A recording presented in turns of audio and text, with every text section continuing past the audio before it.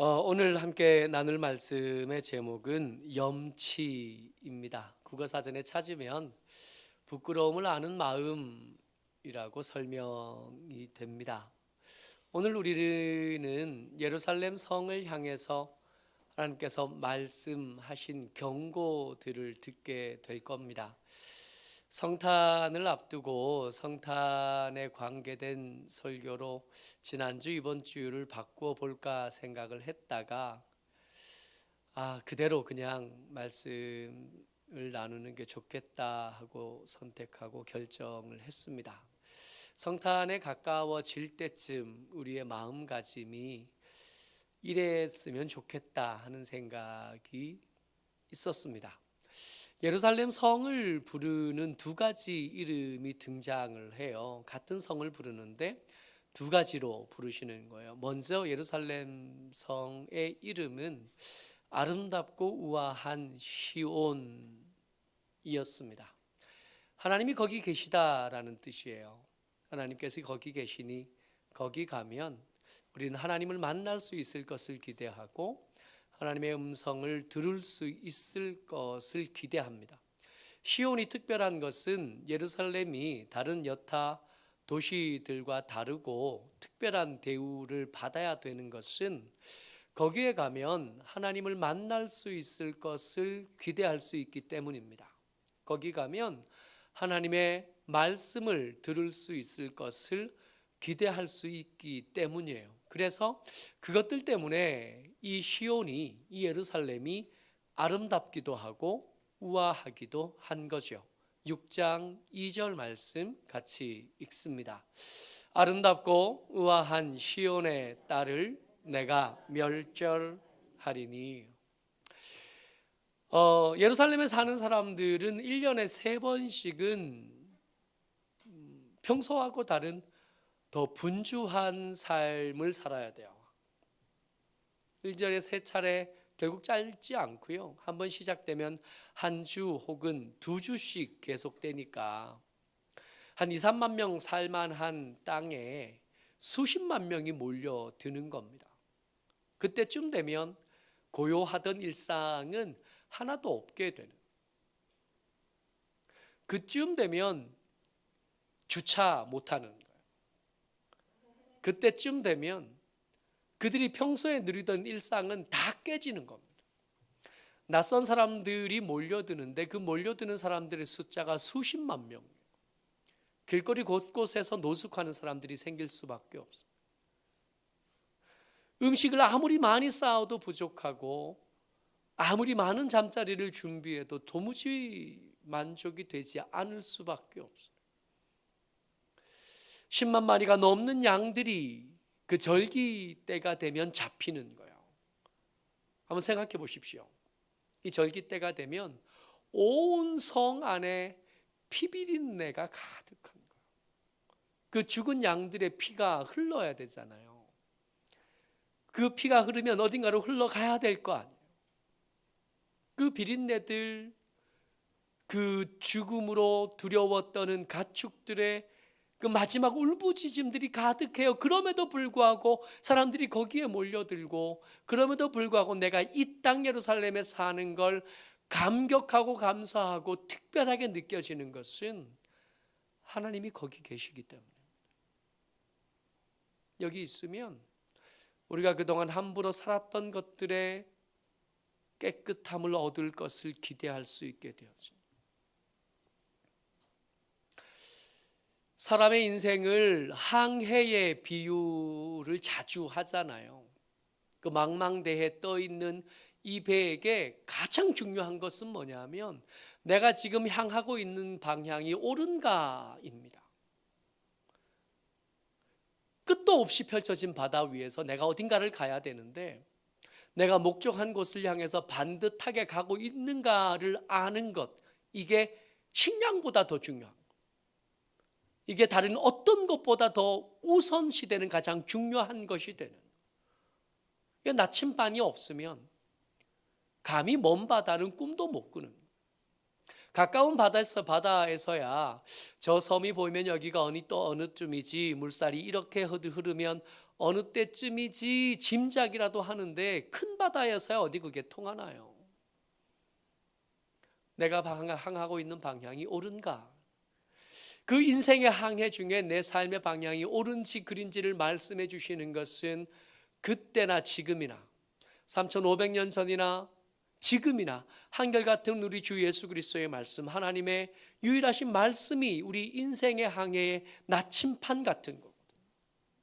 예루살렘에 사는 것이 왜 귀하고 아름다운 것이냐 하면 거기 가면 세상에 들리는 그 잡다한 소리들이 아니라 하나님의 말씀이 거기서 들리기 때문입니다. 세상에서 이런저런 삶에서 뒤치적거리고 살다 보면 뜻하지 않게 이것저것이 묻잖아요. 먼지도 묻고 오물도 묻고. 옛날 유럽에서는 그랬다면서요. 화장실이 드물어서 길가를 걷다 보면 오물이 옷에 그렇게 묻는데요. 그래서 바닥에 닿지 않으려고 높은 신발도 신고 그럼에도 냄새가 가려지지 않아서 향수도 열심히 뿌리고 했다면서요. 삶을 살아가다 보면 뜻하지 않게 몸에 잘못된 것들이 묻어서 내 말씨가 틀려지고 내 몸짓이 잘못되어지고 내 마음씨가 어그러지기 마련인데 그냥 내버려 두면 그것들이 나를 썩게 할 거고 아프게 할 거고 뒤틀어지게 만들 텐데 예루살렘에 오면 하나님의 말씀이 있고 그 가운데 희생되는 제물이 있고 그 제물을 드림으로써 기대할 수 있는 깨끗하게 하심을 이 시온에 가면 기대할 수 있는 거예요. 그래서 거기 가는 거예요. 길이 가까워서도 아니고 비용이 만만하거나 적게 들어서도 아닙니다. 그럼에도 불구하고 이 시온을 사모하고 거기 가는 것은 이런저런 수고와 이런저런 비용을 다 감내하고라도 갈 만한 가치가 있었기 때문에 인생의 방향을 바로 잡아주고 혹 내게 묻었던 오물들을 털어서 내 건강함을 유지시켜 주는 거예요. 그동안 잃어버렸던 아름다움을 회복하고 그동안 잃어버렸던 우아함을 회복하는 자리예요. 이 모든 것이 어디서 나오냐 하면 하나님께서 거기 계시다. 하나님과 함께 하려니 조심스러웠고 하나님과 함께 하려니 하지 못하는 것 참 많았는데 그럼에도 불구하고 거기 있으면 우리는 아름다울 수 있는, 그럼에도 불구하고 거기 있으면 우리는 우아할 수 있는 거예요. 시온이 아름다운 것은 하나님이 거기 계시기 때문입니다. 근데 이 아름답고 우아한 시온을 또 다른 이름으로 한 번 더 부르셔요. 벌받을 성이라는 겁니다. 6절 말씀 같이 읽습니다. 시작. 만군의 여호와께서 이와 같이 말하노라. 너희는 나무를 베어서 예루살렘을 향하여 목책을 만들라. 이는 벌받은 성이라. 그 중에는 오직 포악한 것 뿐이니라. 다시 한번 말씀드리지만 6절과 2절에 등장했던 예루살렘을 부르는 두 가지 이름은 한 성을 향한 이름입니다. 한 번은 아름답고 우아한 시온이라고 불렀다가 또 한 번은 벌받은 성이라고 부르는 거예요. 옛날에 어떤 화가가 그랬다면서요. 가장 거룩하고 아름답고 우아한 사람의 얼굴을 그리고 그리고 시간이 지나서 범죄자의 얼굴을 그리려는데 나중에 찾아봤더니 그 두 사람이 같은 사람이었다면서요. 늙고 세파에 찌들고 범죄에 시달리다가 구치소에 간 그 사람이 어릴 때 그 사람이었다면서요. 하나님의 임재로 아름다웠던 사람은 죄로 더럽혀질 수 있습니다. 아름다운 삶을 추구하고 방향을 잃어버리지 않게 해서 몸부림치고 깨끗하고 경건한 삶을 위해서 애쓴 사람을 우리도 죄와 짝하여 살고 인생을 함부로 살다 보면 더러워질 수 있고 지저분해질 수 있고 버리지 다시 못 쓸 만큼 되어질 수도 있습니다. 방심할 수 없는. 경건하기 위한 수고를 놓치면, 시온도 그랬는데 우리가 뭐라고? 예루살렘 성, 하나님께서 그 성을 얼마나 애증하셨는지 우리가 성경을 읽어가면 읽어갈수록 알겠잖아요. 너희들이 그딴 건물 짓느냐고, 내가 짓는다고 해서 내가 거기 가겠느냐. 말씀은 그렇게 하셨지만 그 성을 기꺼워하셨던 것을 우리가 알잖아요. 그 성도 하나님께서 향하여 벌받은 성이라 부르시는데 우리까지 것 뭐 그리 대단하다고 그냥 넘어가 주실까요? 이 아름답고 우아한 성이 벌받은 성이 된 데 대해서 하나님 어떻게 표현하시냐 하면 7절 같이 읽어봅니다. 시작. 샘이 그 물을 솟구쳐냄 같이 그가 그 악을 드러내니 폭력과 탈취가 거기에서 들리며 질병과 살상이 내 앞에 계속하느니라. 원래 샘은 말이죠, 흙탕물이 좀 잃어도 시간이 좀 지나면 다시 깨끗해지기 마련입니다. 원래 그런 거잖아요. 깊은 산속 옹달샘, 토끼가 왔다가 차마 세수는 못하고 물만 먹고 가는 그 샘 말이에요. 그 샘은 원래 좀 오염에 문제가 생겨도 시간이 조금만 지나오면 그 속에서 솟아나는 깨끗한 물 때문에 그 더러운 것들이 씻겨 내려가게 마련이거든요. 샘이라는 게 원래 그런 거예요. 샘은 지나가다가 고인 물이 아니라 그 속 어느 가에서 솟아나는 물이 있을 때 샘이라고 부르는 거거든요. 바람이 좀 불거나 비가 좀 내려서 흙탕물이 일 수는 있습니다. 그러나 시간이 좀 지나면 그 안에서 솟아나는 샘이, 물이 그 구조물로 만들고 흙탕물로 만들었던 것들을 흘려보내게 마련이에요. 낙엽이 떨어질 수 있고 낙엽이 그 안에서 오래 있어서 썩을 수 있지만 조금 더 시간이 지나면 그 새로 솟아난 샘이 그 썩은 것들을 흘려보내기 마련이에요. 그래서 그 샘은 항상 깨끗해요. 근데 이것도 정도가 있는 거예요. 하나님의 임재가 있는 하나님의 사람, 하나님과 동행함을 누리는 하나님의 사람에게는 자정 능력이 있습니다. 우리가 깨끗하려고 하는 향상심, 우리가 사람다우려고 하고 아름다우려고 하고 우아하려고 하는 그 회복 탄력이 우리에겐 있어요. 있는데 그것도 정도가 있어요. 임계치가 넘어서면 그 조금씩 솟아나는 샘물로 감당할 수 없는 더러움이 조금씩 솟아나는 샘으로 씻어내릴 수 없고 흘려낼 수 없는 썩음이 있는 거예요. 예루살렘이 지금 그 기능을 잃어버렸습니다. 샘이 그 물을 솟구쳐냄 같이 이제는 깨끗한 물이 솟아나는 게 아니라 폭력과 탈취와 질병과 살상이 그 속에서 끊임없이 솟아나는 샘물의 양보다 훨씬 더 많은 양이 그 샘에 쏟아지고 있는, 이제 안 깨끗하게 된, 이 안 깨끗해진 이 샘이요, 우리 같으면 웬만큼 더러워지면 버리잖아요. 버리지 뭘 고치겠어요. 요즘도 자동차 고치러 가면 옛날에는 뚝딱뚝딱 고치는 일들이 있었는데 요즘엔 고치는 거 없거든요. 고장 나면 그거 통째로 드러내고 그 통째로 갖다 놓는 거예요. 그 부품 하나하나 분해하거나 그러지 않아요. 문이 찌그러졌으면 문을 떼려고 새 문을 다는 거예요. 어딘가 고장 냈으면 그 고장난 뭉치를 뜯어내고 새 뭉치를 갖다 놓는 거예요. 고치지 않아요. 우리 이런 것에 익숙한 겁니다. 장기가 이상이 생기면 떼내는.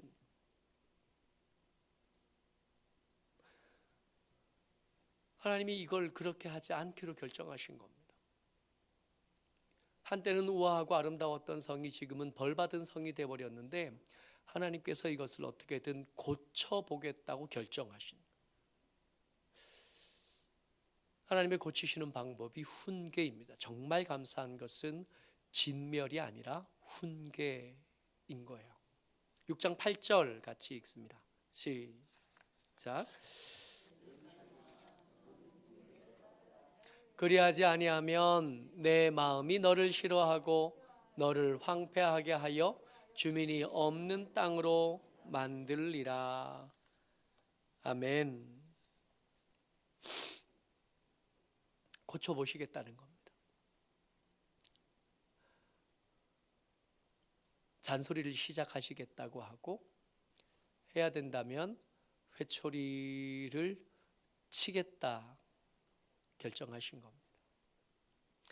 하나님을 믿으면 그 하나님의 사랑을 받고 하나님의 복을 받을 것을 기대했다면 여러분 정신 차리셔야 돼요.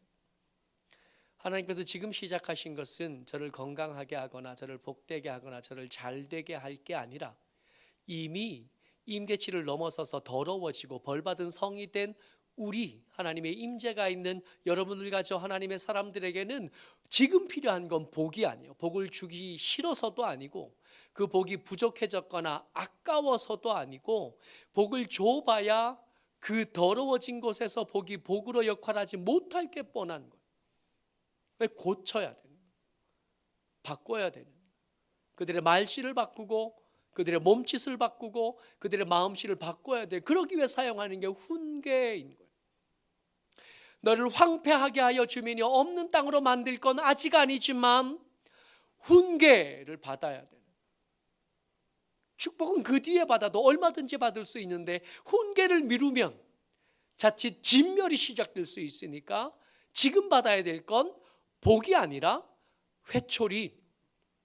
물론 훈계라고 해서 이게 가볍지는 않아요.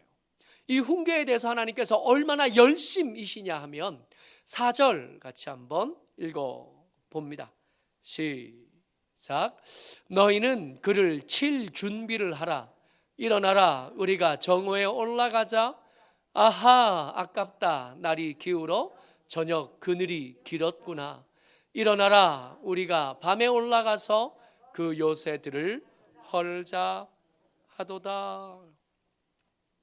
원래 지훈계를 시작할 날은 언제였어요? 정오에 시작한 거예요.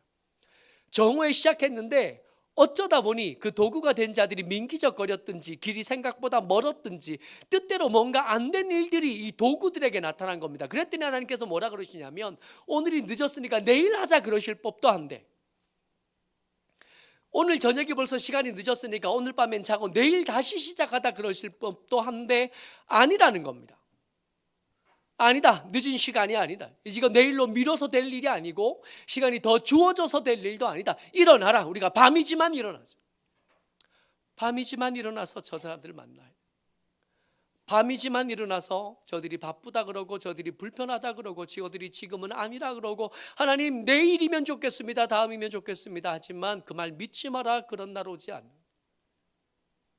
지금이에요. 이 훈계를 받을 날이 성탄절이라고 해서 미뤄질 것이 아니고 추운 겨울이라고 해서 미뤄질 것이 아니고 우리가 바쁘다고 해서 미뤄질 날이 아니고 우리가 슬프다고 해서 미뤄질 일이 아니었던 거예요. 하나님께서 이 훈계에 얼마나 열심이신가 한번 보셔요. 아니다, 더 걸어라. 더 걸어서 저들을 만나야, 우리가 밤에 올라가서 그 요새를 헐어라. 그렇지 않으면, 저들의 튼튼한 성벽을 헐어내지 않으면 듣지 않을 거예요. 이 훈계를 우리가 얼마나 싫어하는가 말입니다. 우리가 하나님의 이 진지하고 부지런한 음성을 얼마나 듣기 싫어하는지 이 훈계가 시작하고도 귀를 막고 그렇게 몸에 불편한 것들이 생기고 일상이 망가지고 삶이 불편해졌는데도 도무지 하나님께로 돌아오려고 하지 않는 우리를 향하여 하나님께서 그 답답한 가슴을 치시면서 이렇게 말씀하셔요. 10절 말씀입니다. 같이요, 시작. 내가 누구에게 말하며 누구에게 경책하여 듣게 할꼬. 보라, 그 귀가 할례 받지 못하였으므로 듣지 못하는도다. 보라, 여호와의 말씀을 그들이 자신들에게 욕으로 여기고 이를 즐겨하지 아니하니.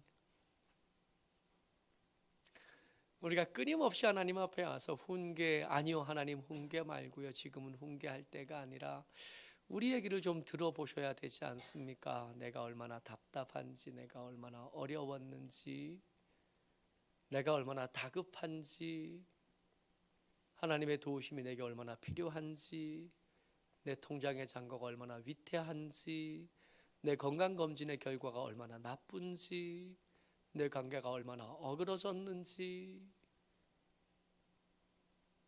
그것들이 시작된 원인에 대해서 하나님 말씀하시려 하고 그것 때문에 채찍을 들고 회초리를 들고 찾아오시는데 하나님 지금 그럴 때가 아닙니다.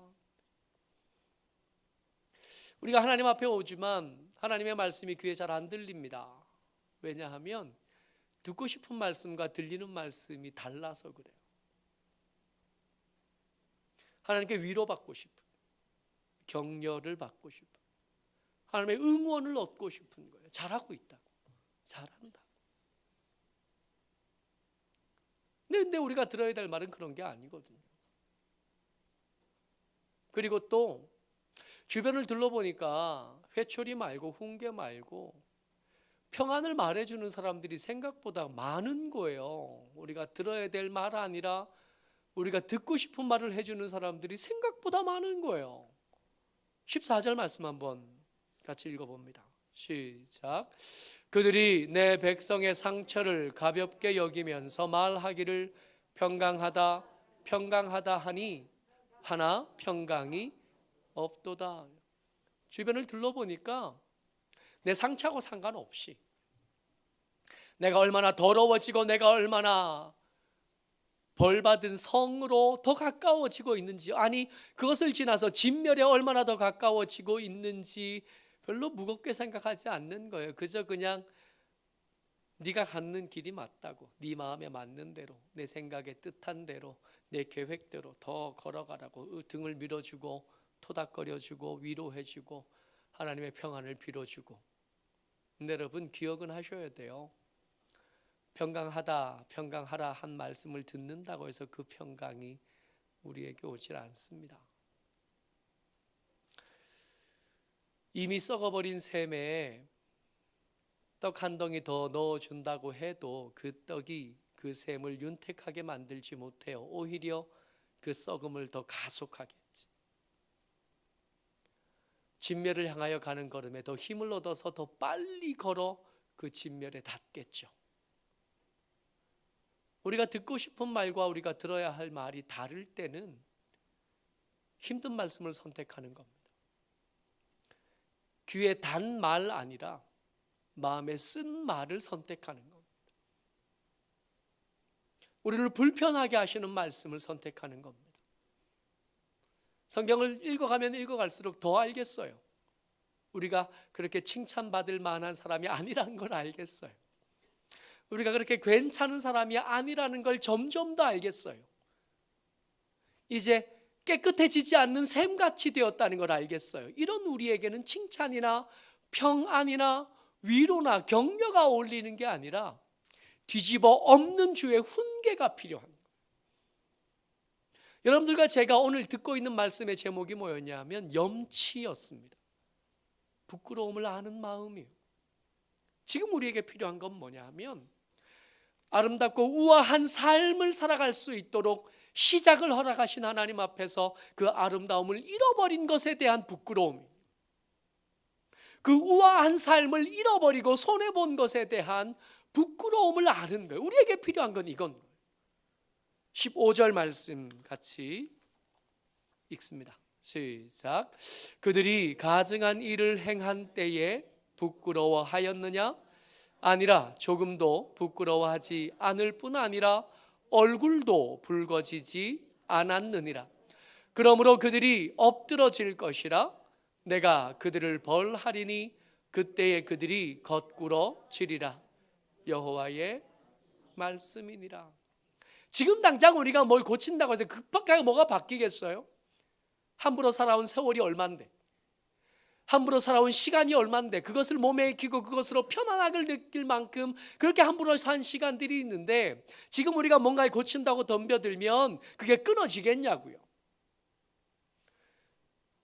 저희 아버지가 17살부터 담배를 피셨대요.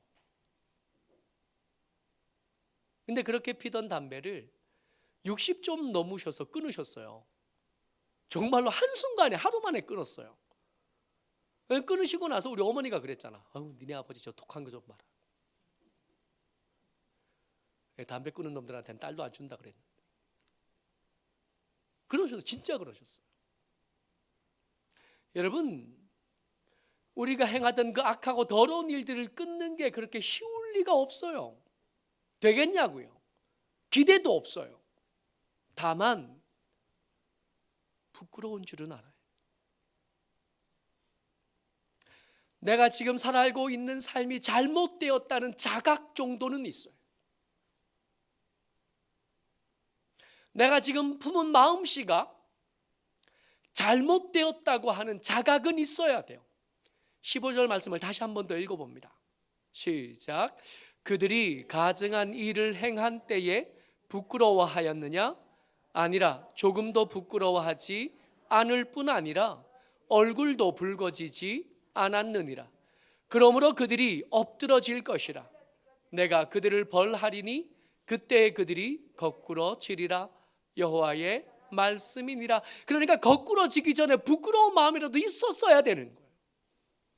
그 부끄러운 마음으로 주의 훈계를 받았으면 튕겨져 나가지 않을 수 있지 않겠냐고요. 부끄러운 마음이 있을 때 하나님께서 치시면 이건 하나님이 모진 게 아니라 내가 살아온 삶에 문제가 있었던 거야. 그렇게 반응할 수 있지 않겠냐.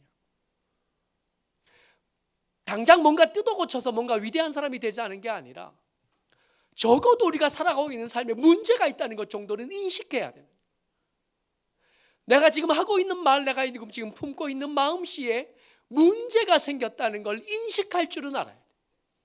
그래서 얼굴이 붉어질 줄 알아야 되고 부끄러운 줄 알아서 누군가가 지적하면 혹은 바람이 좀 거칠게 불면 혹은 상황이 좀 어려워지면 이게 하나님의 모진 것 때문이 아니라 내 삶에 문제가 있어서 생긴 일이구나. 그래야 거기서 다시 깨끗해질 가능성이 생기지 않겠어요? 성탄 가까운 때를 만납니다. 오늘 요한부 말씀을 나누면서 이 동방 박사들이 가지고 온 선물에 대한 이야기를 나눴어요. 금을 받을 때 얼마나 기분 좋았을까요? 이 재산이 될 만한 것. 근데 유향과 모략을 함께 받았을 때는 그 마음이 덜컹했습니다. 엘리사벳을 만났을 때 엘리사벳이 이 마리아에게 그랬거든요. 네 가슴이 찢어질 것 같을 거다 그랬거든. 유향과 모략을 함께 쓰는 순간은 장례식밖에 없습니다. 이 아이의 죽음이 이미 예정되고 준비된 것이고 우리하고 전혀 상관없어 보이는 이 동방 박사들도 알고 있는 것이구나. 그렇게 하셔야만 될 더러움이 우리에게 있었던 겁니다. 그렇게 하셔야만 될 심각한 문제가 여러분들과 제게 있었던 겁니다. 그러니 부끄러운 줄 알아야 돼요. 염치를 회복해야 됩니다. 부끄러워할 줄 아는 마음이 우리에게 있지 않으면 그 다음 걸음은 걷지 못하는, 부끄러워하는 마음을 잊어버리고 나면 성탄은 수백 번 거듭 지난다고 해도 달라질 건 아무것도 없는, 모쪼록 성탄을 기다리고 준비하는 저와 여러분들의 마음에 이 염치가 회복되어지기를 주의 이름으로 축복합니다. 아멘.